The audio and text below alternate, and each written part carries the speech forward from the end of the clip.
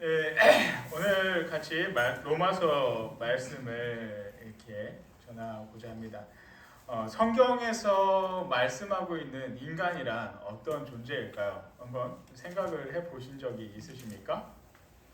우리가 창세기를 보면은 하나님께서 6일 동안 천지를 창조하시고 사람을 만드셨습니다. 그래서 하나님께서 천지를 창조하시고 기뻐하셨다라고 성경에서는 기록을 하고 있습니다. 그리고 사람을 창조하시고는 심히 기뻐하셨다라고 말씀을 하고 있다라는 것이죠. 이 말씀만을 본다라고 하면은 성경을 볼 때 이 인간이란 존재는 하나님께서 기뻐하시는 존재이고 하나님께서 영화롭게 만드신 존재이다라고 이렇게 생각을 할 수도 있습니다. 그러나 성경을 계속해서 이렇게 보다 보면은 인간이란 어떠한 존재일까? 기뻐하고 영화로운 존재가 아니라는 것이죠. 인간은 어떠한 존재이냐면 하나님께서 처음에 창조하셨을 때는 너무나도 기쁘고 또 영화롭게 이렇게 보배롭게 만드셨지만 인간은 하나님과의 약속을 어기게 된다라는 것이죠. 한번 근데 약속을 어기게 되면은 어떠한 일이 생기게 됩니까? 우리도 흔히들 생각할 때 옆에 있는 사람이 또 아니면 내가 알고 있던 가까이 지내던 누군가가 나랑 약속을 했는데 그 약속을 어겼다라고 생각을 해보십시오. 그러면은 다시는 그 사람에 대해서 신뢰가 떨어지고 점점 그 사람에 대한 믿음이 사라질 수밖에 없다라는 것입니다. 태초의 모습도 그렇습니다. 하나님이 사람과 약속을 하셨지만 사람이 하나님과의 약속을 어기게 되었다라는 것이죠. 그래서 이 죄값을, 이 잘못된 것에 대한 죄값을 인간이 지게 되었다라는 것입니다. 근데 이 죄값이 어떤 것이냐? 사람은 죽을 수밖에 없는 그러한 운명에 되었다라는 것입니다. 여러분들 혹시 삶을 살아가면서 내가 비참한 존재이다라는 그런 생각을 해보신 적이 있으십니까? 난 왜 이렇게 살까? 내가 왜 이렇게 비참하고 내가 왜 이렇게 한심할까라는 그런 생각을 해보신 적이 있으십니까? 아무도 없으십니까? 저도 살다가 보면은 가끔가다 그런 생각을 해보게 될 때가 있습니다.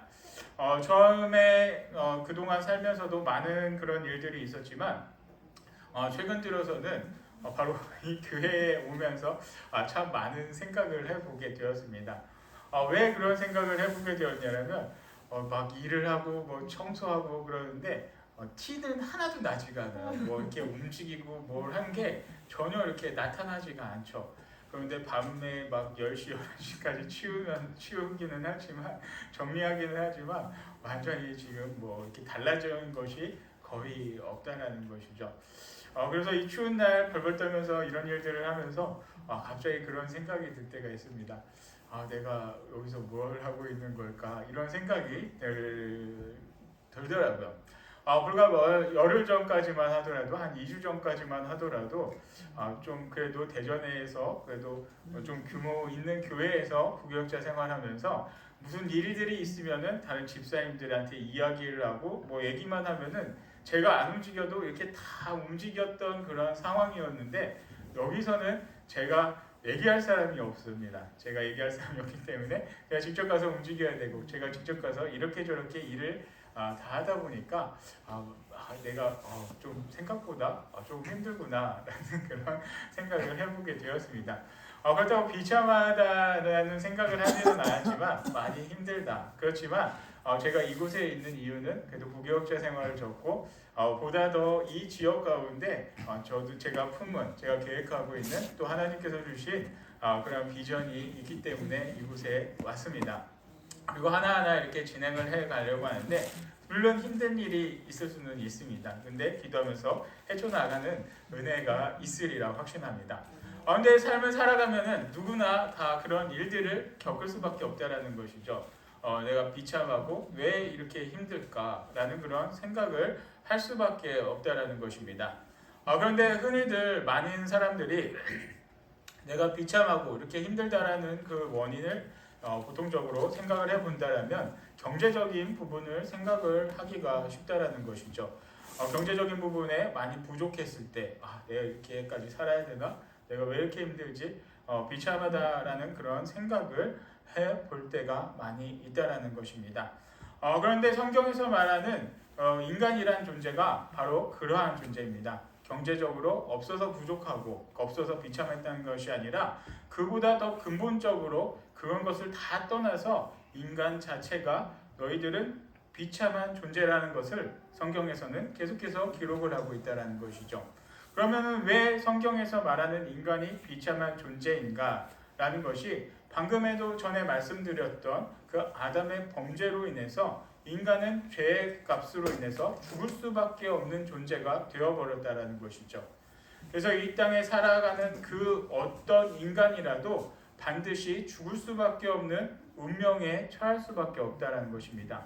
아무리 부유한 사람이건 아무리 똑똑한 사람이건 지식이 많은 사람이건 인물이 뛰어난 사람이건 인물이 없는 사람이건 어떤 사람이라도 모든 사람은 죽을 수밖에 없는 운명에 처해 있다라는 것입니다.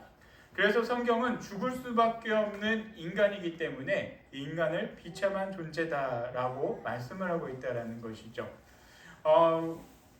이 비참한 존재라고 이렇게 말씀하고 있다는 것입니다. 그러면 이 비참의 문제를 우리가 어떻게 깨달을 수 있을까? 그리고 이 비참의 문제를 깨달았을 때 우리가 어떻게 해야만 할 수 있을까라는 것입니다. 그런데 그 부분에 대한 해답이 바로 이 성경 말씀 안에 있다라는 것이죠.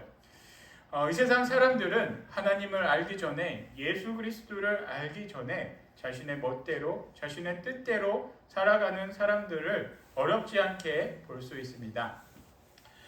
그 중에 대표적인 사람이 하나가 누구냐면 바로 우리가 잘 알고 있는 종교개혁자 마틴 루터라는 그러한 사람이 있습니다. 마틴 루터는 독일의 신학자이지만 그가 성직자가 되기 전에는 그는 한 학교의 교수였고 법학학자였습니다. 근데 이 루터가 삶을 살아가면서 회심을 하게 된 계기가 어디에 있었냐면 그때 당시 사람들이 벼락에 맞아 죽는 사람들이 굉장히 많았다는 것이죠. 그러나 어느 날 루터가 길을 가다가 벼락이 치는 그런 상황에 놓여 있게 되었습니다. 루터가 이 벼락을 피해서 숨어서 하나님께 간절한 기도를 올려드렸습니다. 하나님께서 저를 살려주시면 제가 가톨릭 사제가 되겠습니다. 라는 기도를 이 루터가 올렸다는 것이죠. 그리고 그 기도의 결과 루터는 진짜로 사제가 되고 또 이 성직자의 길로 갈 수가 있었다는 것입니다. 그런데 루터가 이 하나님 말씀을 듣고 또 깨달으면서 한 가지 크게 깨달은 사실이 있었습니다. 그 사실이 무엇이냐면 자신이 어떠한 존재라는 것을 깨닫게 되었다는 것이죠. 그 루터가 깨달은 자신의 존재는 바로 자신은 비참한 존재라는 것입니다. 자신은 이렇게 비참한 운명에 처해져 있는 이 존재다. 나는 이 비참한 운명을 어떻게 내가 해결할 수 있을까라는 것이죠. 그리고 이 비참의 원인이 어디에 있었냐면 아까도 말씀드렸지만 인간의 원죄로 인해서 죽을 수밖에 없는 자신의 운명을 이 루터는 정말로 고뇌를 하면서 해결을 받고 싶어 했습니다. 근데 죄의 값을 치른다는 것이 우리가 생각해 볼 때 간단한 것 같지만 정말로 간단하지 않은 것이 우리의 죄값을 치른다라는 것입니다. 여러분들은 혹시 누군가에게 잘못했던 일이 있습니까? 그러한 죄값을 치러본 적이 있으십니까? 누구나가 살면서 그런 일들을 한 번씩은 겪어보는데 저에게도 그런 아픈 기억이 있습니다. 저에게 아픈 기억이 어떤 것이냐면 바로 저희 할아버지에 대한 그런 기억이 있습니다. 저희 할아버지께서는 제가 어렸을 때 저희들을 데리고 맛있는 것도 많이 사주시고 또 사냥을 좋아하셨던 그런 분입니다. 그래서 사냥을 가시면 그때 총을 들고 이렇게 노루도 잡아오시고 멧돼지도 잡아오시고 그런 모습이 어린 제가 바라볼 때 너무나도 멋있었던 그런 할아버지가 저의 할아버지였습니다. 그런데 나이가 들어서 이제 제가 중고등학교 시절에 이제 할아버지와 같이 지내게 됐는데 그때 할아버지의 모습은 그때 젊고 힘이 있었던 할아버지가 아니라 나이가 들은 한 노인에 불과한 할아버지가 되어버렸다는 것이죠. 근데 그 노인이 된 할아버지에게는 많은 손길이 필요할 수밖에 없습니다. 식사나 모든 것들을 하나하나 다 챙겨줘야 하는 그러한 상황에 놓여 있었다는 것이죠. 그런데 어린 제가 바라볼 때 이 모든 것이 다 귀찮았다는 것입니다. 할아버지한테 하나하나 다 신경 쓰고 확인하고 할아버지를 신경 써야 된다는 것이 너무나도 번거롭고 제 삶에 너무나도 이게 귀찮은 일이 되어버렸다는 것이죠. 그래서 할아버지가 계실 때마다 제가 피해서 집에 나가서 들어오지도 않고 그렇게 피하면서 지냈던 그런 기억이 있습니다. 그런데 어느 날 할아버지가 갑자기 돌아가셨다는 것이죠. 그때 너무나도 큰 충격에 빠졌고 제가 그동안 했던 잘못된 일들을 뉘우치고 반성하고 회개를 하고 싶었지만 어떻게 할아버지한테 용서를 구할 수 있는 방법이 아무것도 없었습니다. 그래서 지나가는 어르신들만 보면 좀 안쓰러운 마음들이 제게는 많이 몇 년 동안 이렇게 계속해서 있었고 지금도 가끔 할아버지가 생각나면 잘못된 그런 용서를 받고 싶은 마음이 제 가슴 속에는 너무나도 생각이 납니다. 그렇습니다. 우리가 잘못을 하고 죄를 지었다라고 하면 누군가에게 그 잘못한 사람에게 죄값을 갚아야 하는데 그 죄값을 갚는다라는 것이 쉬운 일이 아니라는 것이죠. 저처럼 이 세상에 없어서 죄를 용서받을 수 없는 그런 경우가 있을 수도 있고 또 죄값을 치른다라는 것은 상대방이 원하는 대로 맞춰줘야지 내가 원하는 대로 죄값을 치르는 것이 아니기 때문에 이 상대방의 그 원하는 것을 맞춘다는 것이 너무나도 쉽지 않다라는 것이죠. 그래서 이렇게 죄값을 치른다는 것이 너무나도 어렵다라는 것입니다. 그런데 아까도 말씀드렸던 이 루터도 그러한 상황에 놓여져 있었습니다. 자신이 죽을 수밖에 없는 이 죄로 인해서 죽을 수밖에 없는 비참한 존재라는 것을 깨닫게 되었고 그는 자신의 죄를 회개하기 위해서 정말로 많은 노력을 합니다. 정말 자신의 찢어지는 고통을 어떻게 하면 내가 이 하나님께 죄값을 치를 수 있을까? 이 고통스러운 것을 갚기 위해서 고행을 합니다. 그 중에 선택했던 고행 중에 하나가 무엇이었냐면 당시 로마 성당에 있는 높은 계단이 있는데 그 계단을 오르갔다 내려갔다 하면은 자신의 죄가 용서받는다는 그러한 속설이 당시에 있었습니다. 그래서 이 루터는 자신의 죄를 용서받기 위해 무릎을 꿇고 그 계단을 올라갔다 내려갔다 하게 되었다는 것이죠. 그렇다고 이 루터가 하나님께 지은 이 죄값을 잘못된 것들을 용서받을 수 있었을까요? 그것은 할 수가 없었다는 것입니다. 이 루터가 그렇게 고행을 하던 중 깨달은 것이 하나가 있었습니다. 바로 어떤 것이었냐면 로마서 1장 17절의 말씀입니다. 오직 의인은 믿음으로 말미암아 살리라 라는 말씀이었다라는 것이죠. 죄를 용서받을 수 있는 그 길은 하나님과 화해되고 하나님의 자녀가 될 수 있는 유일한 방법은 그 방법밖에 없다라는 것입니다. 나의 노력과 나의 의지와 나의 수고로 인해서 우리가 하나님께 죄를 용서받을 수 있다라는 것이 아닙니다. 오직 복음으로 이 말씀으로 우리의 죄를 용서받을 수 있다라는 것이죠. 예수 그리스도가 우리를 위해 십자가에 못 박혀 돌아가시고 또 우리 때문에 부활하신 이 사건을 믿는 것 외에는 우리가 하나님과 평강을 누릴 수 있는 그 어떤 방법도 없다라는 것입니다. 그래서 이 로마서 말씀도 바로 그러한 것들을 기록을 하고 있습니다. 로마서를 기록한 사도 바울의 삶을 되돌아본다라고 해도 이 사도 바울의 삶도 평탄대로를 걷고 있었던 사람이었습니다. 당시 바울이 살았던 1세기, 주후 1세기는 이 로마라는 제국이 전 세계를 통치할 만큼 강한 나라로서 다스리고 있었습니다. 이 로마라는 나라에 시민권을 갖는다라는 것은 엄청난 권력이 또한 있었다라는 것이죠. 근데 사도 바울 같은 경우가 그렇습니다. 사도 바울은 그의 노력과 수고로 이 로마 시민권을 얻게 된 것이 아니라 그의 아버지 때부터 이 시민권이 있어서 그는 태어났을 때부터 자연스럽게 로마 시민권자가 될 수 있었다라는 것이죠. 그는 태어났을 때부터 로마 시민권자였고 그때 당대에 받을 수 있는 최고의 엘리트 교육을 다 받고 성장을 했던 사람이 사도 바울이었습니다. 최고의 학자라는 가말리엘로부터 공부를 하였고 또 바리새인 중에 바리새인으로서 또 율법에 가면은 최고의 권위자로서 율법으로 이 유대인들의 그런 지도자가 될 수 있었던 사람이 이 바울 사도였습니다. 그런데 이 사도 바울이 예수 그리스도를 만나게 되고서 어떤 일이 벌어지냐면 자신의 삶이 완전히 뒤바뀌게 되었다는 것이죠. 그동안은 지도자로서 권위자로서 세상을 통치하며 또 그리스도인들을 박해했었던 이 사도 바울이 오히려 그리스도인이 되어서 박해를 받고 핍박을 받는 그런 사람이 되었다는 것입니다. 그런데 이렇게 박해를 받고 핍박을 받으면서도 평생 살면서 만 킬로의 여정을 그렇게 걸어다니며 복음을 전도하면서 자신이 깨달은 이 은혜를 사람들에게 전했다는 것이죠. 그가 받은 은혜가 무엇이냐면 그가 자신이 어떠한 존재라는 것을 깨달은 것이 무엇이냐면 바로 이 로마서 7장 24절의 말씀입니다. 말씀을 보겠습니다. 말씀에 어떻게 기록이 되었냐면 오라 나는 공고한 사람이로다. 이 사망의 몸에서 누가 나를 건져내랴. 우리 주 예수 그리스도로 말미암아 하나님께 감사하리로다. 그런즉 내 자신이 마음으로는 하나님의 법을 육신으로는 죄의 법을 섬기노라 라고 말씀을 기록하고 있었다는 것이죠. 여기서 성경을 24절 말씀을 보면은 분명히 이렇게 기록하고 있습니다.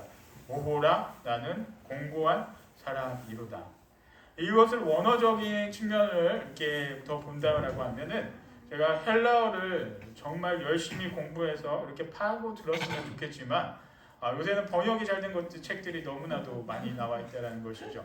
그래서 어려운 헬라어를 안 보더라도 이 원어적인 의미를 충분히 알 수 있는 책들이 많이 있는데 이 공고하다라는 의미를 원어적인 의미에서 더욱더 가까이 본다라면 비참한 사람이다 라고 사도 바울은 기록을 하고 있다는 것입니다. 나는 정말 비참한 사람이다 라고 사도 바울은 자신의 복음을 전할 때마다 이것들을 생각을 하면서 복음을 전했다는 것이죠. 나는 정말 죽을 수밖에 없는, 죄로 인해서 죽을 수밖에 없는 그러한 존재라는 것을 사도 바울은 분명히 기억하고 이 복음을 전했다라는 것입니다. 그리고 그가 깨달은 한 가지, 그리고 그가 전했던 복음이 어떤 것이었냐면 바로 이것이라는 것이죠. 나는 죄로 인해서 죽을 수밖에 없고 비참한 존재가 될 수밖에 없고 공고한 사람이 될 수밖에 없는 이 나를 구원해 줄 사람이 이 세상에 누가 있을까? 이 세상에는 그 어떤 사람으로도 자신이 아무리 율법을 공부하고 자신이 아무리 행위적으로 올바르게 살았다고 할지라도 나의 이 죄인된 비참함을 건져줄 사람은 이 세상에 아무도 없다라는 것을 사도 바울은 전했다는 것입니다. 나의 이 문제를 해결해 줄 수 있는 사람이 아무도 없다라는 것을 이 바울 사도는 이 복음을 통해서 전하고 살았다라는 것입니다. 그렇습니다. 우리가 살아가면서 정말 우리의 죄악된 모습들, 우리의 허물들을 용서하여 주시고 우리의 이 죄악들을 깨끗게 해줄 사람이 바로 우리 주 예수 그리스도밖에 없다라는 것입니다. 바울 사도가 전했던 것은 바로 그 부분입니다. 우리를 이 비참한 문제, 이 죄의 문제에서 해결해 주실 분이 우리 주 예수 그리스도밖에 없다라는 것을 끝까지 전했다라는 것입니다. 사랑하는 성도 여러분, 여러분들의 삶 어떻습니까? 정말로 평안하고 즐거울 때도 있지만 우리의 삶을 분명히 괴롭게 하는 그런 부분도 분명히 있다라는 것입니다. 우리의 근본적인 문제도 분명히 우리를 괴롭게 할 수밖에 없다라는 것입니다. 그러나 한 가지 여러분들이 기억하시며 살아가기를 원합니다. 우리를 위해 이 비참의 문제, 우리의 근본된 문제, 우리의 근본의 이 고민들을 이 세상에서 해결해 줄 분은 아무도 없습니다. 그분은 오직 우리 주 예수 그리스도밖에 없습니다. 오늘을 살아가며 또 이번 한 주를 살아가며 여러분들의 평생의 삶을 살아갈 때 이 사실을 분명히 기억하며 살아가시기를 바랍니다. 나와 동행해 주시는 이 예수로 인해서, 예수 그리스도로 인해서 나의 근본의 문제가 해결이 되고 나의 비참한 문제 그러니까 해결이 되고 용서가 되고 내가 영화로운 하나님 아버지의 자녀가 될 수 있는 권세를 주신 분이 바로 우리 주 예수 그리스도라는 이 사실을 분명히 기억하고 믿으시기 바랍니다. 그리고 그 사실을 믿고 예수 그리스도와 동행함으로써 이 세상에서 정말 그 누구도 줄 수 없는 그러한 평안함을 그러한 평강을 누리면서 살아갈 수 있는 복된 모든 성도님들이 되기를 축복합니다. 아멘. 하나님 아버지, 저희들의 삶 가운데 늘 동행하여 주시고 또 아버지 하나님이 저희들과 함께하여 주심을 깨닫게 하여 주심에 또한 감사드립니다. 저희들이 삶을 살아가면서 정말 비참하고 죽을 수밖에 없는 그러한 운명인 저희들이 예수 그리스도로 인해서 영화롭게 되고 하나님 아버지의 자녀가 될 수 있는 그런 권세를 저희들에게 주심을 믿습니다. 이 말씀을 믿고 살아감으로써 저희가 주님의 자녀가 되고 하나님 아버지의 복된 자녀가 돼서 아버지 하나님께서 이 땅에 주시는 모든 권세를 누리며 주님과 평강을 누리며 살아갈 수 있는 복된 삶을 살아가는 주님의 자녀들이 될 수 있도록 역사하여 주시옵소서. 모든 것 감사드리오며 예수 그리스도의 이름으로 기도드리옵나이다. 아멘. 지금은 길이요 진리요 생명이 되신 우리 구주 예수 그리스도의 은혜와 성부 하나님의 크신 사랑과 성령 하나님의 감화 감동 교통하심이 오직 예수 그리스도만이 우리의 유일한 위로자임을 굳게 믿고 살아가는 주님의 복된 자녀들에게 함께하기를 간절히 축원하옵나이다. 아멘.